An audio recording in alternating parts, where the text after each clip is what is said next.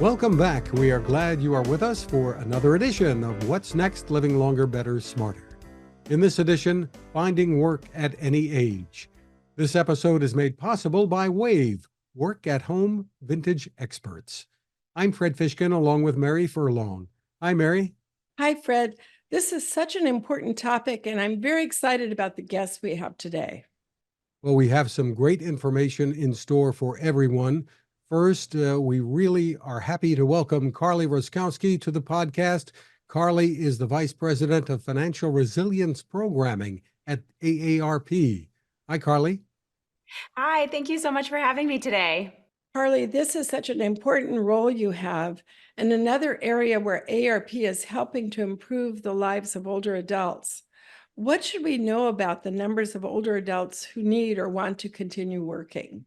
Well, we're continuously seeing the 50 plus population in the workforce increase. And recently, this year, we looked at people 50 and older and asked them if they were looking to switch jobs in 2024. And about 14% did say yes. More money was the main reason, followed by wanting to feel valued and wanting more flexible work arrangements. Encouragingly, 86% of them do feel confident that they could make a switch in 2024. Now, we all know that the unemployment numbers in the U.S. have been looking pretty good, very good, actually. What does the job search landscape look like for those who are older? Yes, we're in historic low unemployment rates. And while the job market has cooled slightly over the last couple months, it's still very strong. And for older adults, are there any differences? Now, given the tight labor market, it does make good business sense for employers to hire older workers with the experience and the skills they bring to the table. Also, research shows that 77% of all workers do value their older colleagues for the skills and experience they bring to the job. What do we know about discrimination and the willingness of companies to hire older workers? Yeah, many older adults, 50 and older, do feel that age discrimination can hurt their chances for getting a new job or advancing in their careers. Our newest AARP research does show that 64% of 50 and older workers believe they have experienced age discrimination in the workplace today. So we are continuously fighting and helping older workers make sure their resume is highlighting their skills and not their age. For some people who may have been out of the workforce for a while, getting back in can seem difficult, especially after they've been navigating caregiving or other life issues. The AARP is offering some important resources to help. Yes, throughout the month of February, we do have free interactive virtual workshops where they will focus on making updates or age-proofing your resume, networking, honing your interview skills, and helping to avoid work from home scams. And you can register for a day and time that works best for your schedule at aarp.org/jobsnational. Can you step us through a little bit how it works, what people who do sign up, what they'll experience in the workshops? Sure. So some of the tips that we give older workers for age-proofing their resume include making sure you keep your resume to 2 pages or less. And while you want to include credentials, you don't have to include your graduation dates. Don't include your street address. That full mailing address is an outdated practice on your resume. And if you're holding on to an old AOL or Hotmail account, upgrade to a more modern service like Gmail. Another best practice that we talk about for older job seekers and job seekers of any age is to bot-proof their resume. So organizations are using these AI-powered tools or bots to do initial screenings of resumes and eliminating candidates before they're even seen by an actual human. So to get past that initial screening or that digital gatekeeper, we encourage people to include industry-specific terms or keywords pulled directly from job listings that they're interested in. Wow, that's really interesting that they're using AI to knock you off the list even before you get started. So there's also a resume advisor tool that you have that kind of ties in with what you're talking about? Yes, older job seekers can upload their resume and get a free resume feedback, or we have paid packages where AARP members do get a discount on those services. That is really wonderful. Now, looking to the future, it would seem there would be more and more older adults continuing to work. I think the 75 plus is one of the fastest growing parts of the labor market. Yes, our research shows that workers 50 and older still have a lot more to give within their career. They still want to be challenged, they still want to learn, upskill, and reskill, and they want to stay in the workforce for as long as possible. Interesting. So for people who are looking now, uh, what tools does the AARP have for them? There's a jobs board as well? Yes, we have an AARP job board. We mentioned our resume tool. We also have what we call our Skills Builder for Work platform, which is digital upskilling and reskilling courses on hundreds of different topics, from digital marketing to nonprofit management to helping start your own business. And we all know how important networking can be now. Yes, networking is critical to a job search. So in conversations with friends, neighbors, loved ones, former coworkers, or even current coworkers, let them know that you're looking for new job opportunities and get their suggestions and advice. And if you're not on LinkedIn, now's a good time to join. Make sure you stand out to employers by including a profile photo and filling out the skills section. LinkedIn members with 5 skills listed are 27 times more likely to be discovered by recruiters. I'm a big fan of LinkedIn Learning. This was really wonderful, Carly, and so very important. Thank you for spending time with us and for sharing. Thank you so much for having me.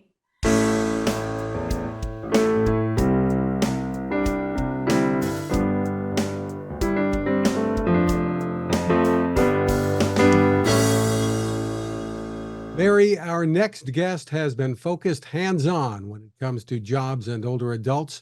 With us from WAVE, WAHVE, Work at Home Vintage Experts, is founder and CEO Sharon Emick.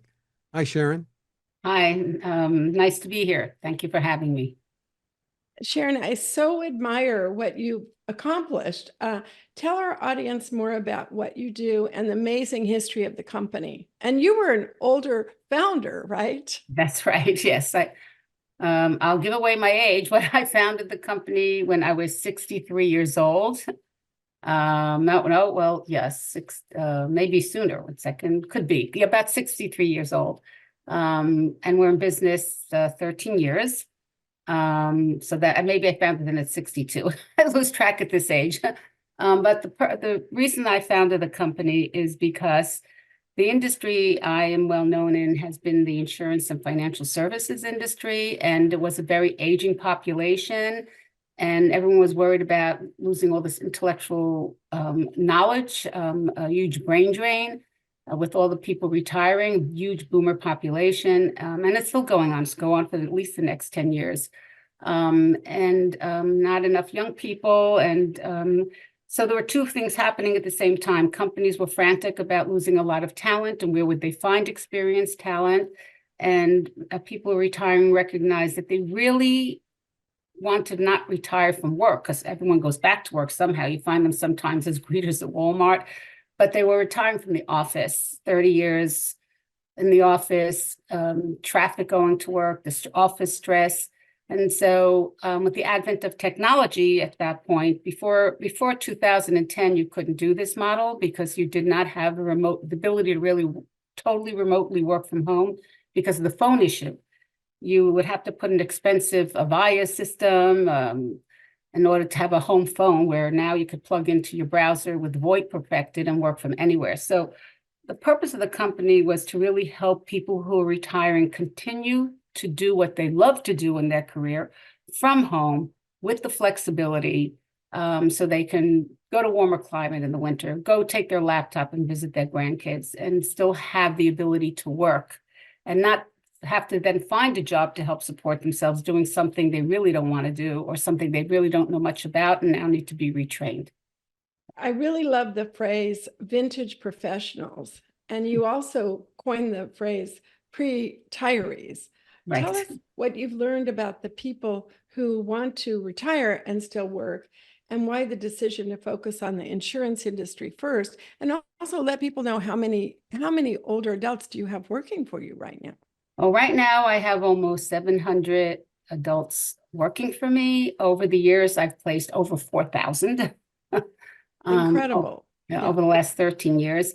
And the issue is that what I really learned is that people really understand if they're living longer.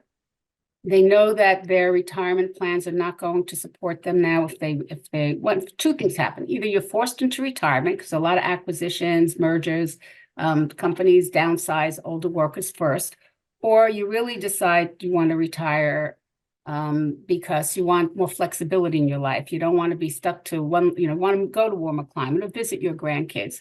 And that creates an issue too. The other issue that sadly it gets created when you do move, okay, you decide, all right, I need to downsize from my family's no longer here. We're going to move to another state that's warmer or whatever. And then at your age, you go to find a job in the industry you love, and they see your age and they don't hire you. So you end up in a situation where you need to continue to work.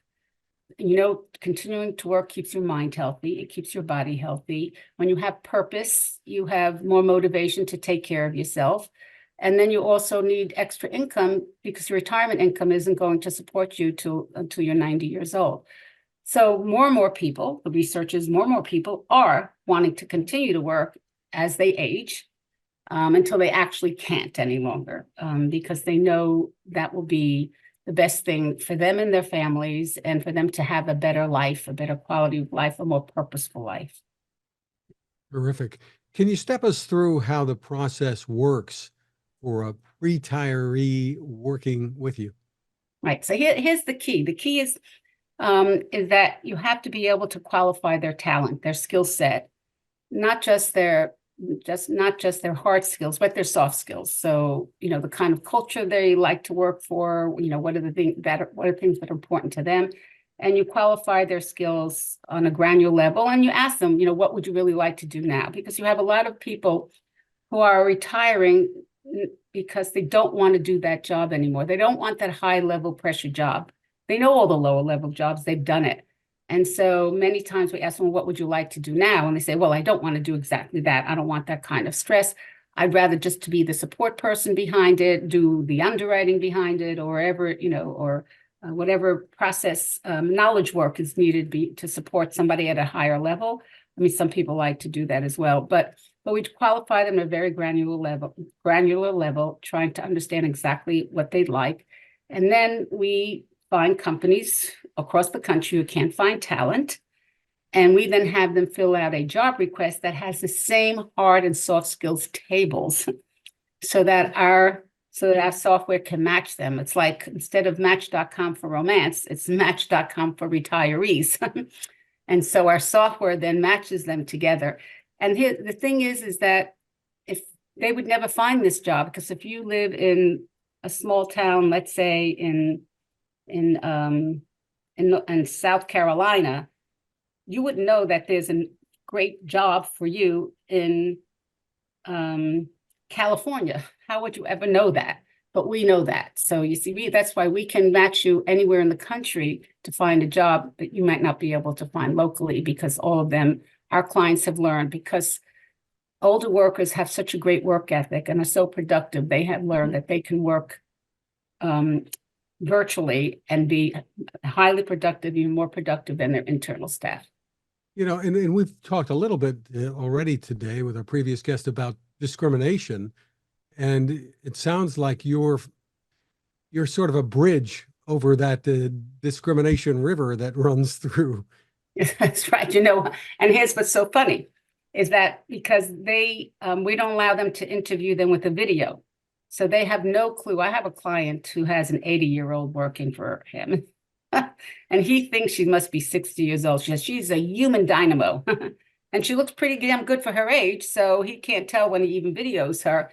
Had she walked into his office, he would never have hired her. And he thinks she's like the cat's meow. And he has no clue she's 80 years old. He thinks she's maybe 60, 55. And so that takes the age issue. The only thing our clients know is they're 50 plus years old. That's all they know. So what might be next for WAVE? What can you tell us? I've actually expanded to every kind of position in the insurance space, which is more than just insurance knowledge. So we do accounting, we do all kinds of admin, we do HR, all kinds of other positions. And so eventually at some point, so there are other positions that we can fill, even if you're not specifically insurance industry knowledge specific, but all the other support staff that go to fill that industry. So we've expanded to that. Eventually we're hoping in 2 years from now that we're working on creating another, you can take this to any knowledge industry. It has to go to a knowledge industry, so people who really have the knowledge and they can do it remotely. So we're going to focus on looking at, we're actually researching a few knowledge industries that this would really work well with. But the model really fits. It's for the work to be women. I got to say, majority of them happen to be women. That's another issue. The men became the managers in most of the knowledge industries, and the women did all the work, all the support work. And they're the ones who have the least retirement plan. They really have the smallest 401k. And most of the men who became managers go into encore careers. These are the people who can't do that. And these are the people who really need the most help to be able to support themselves as they age. So that's what I focus on. I think you and I have talked about this before, that in some families, the son might have gotten to go to the college, but the daughter didn't, and they would go and take jobs like this. You taking a look at some of the benefits, obviously there are financial benefits. For many, continuing to work is also a health benefit. Their life satisfaction is better, correct? That's correct. They stay healthier. I mean, we have one woman who's national roller skating champion, and she's 78 years old. What happens when you continue to work, you continue to keep yourself more physically fit. You're more likely to go out, and we also encourage all our waves. We have their own Facebook group called Pre-Tired and Inspired, and we always encourage them to take a break, do their 10,000 steps, take care of themselves. We in our own company, we have a weekly yoga class that's online, and they know already that the more as they continue to work and feel good about themselves, they will also take care of themselves better physically. When you don't feel good about yourself, you don't eat properly, you don't take care of yourself physically. So it's very important that people, not only do they continue to work as they retire, but to do something they love doing. Right. That earns income. And that earns income, yes. Very important. Sharon, congratulations again on all that you and the team at WAVE are doing. It's amazing accomplishment. And thank you so much for joining us on our podcast today. And my pleasure. Thank you so much. There's more info at wave.com, WAHVE.com. We want to thank WAVE for helping to make this podcast possible. Thank you, Sharon, and thank you again to Carly Roskowski from AARP. Of course, we appreciate all of you for taking the time to watch or listen, and you can find all of our episodes at maryfurlong.com/podcast.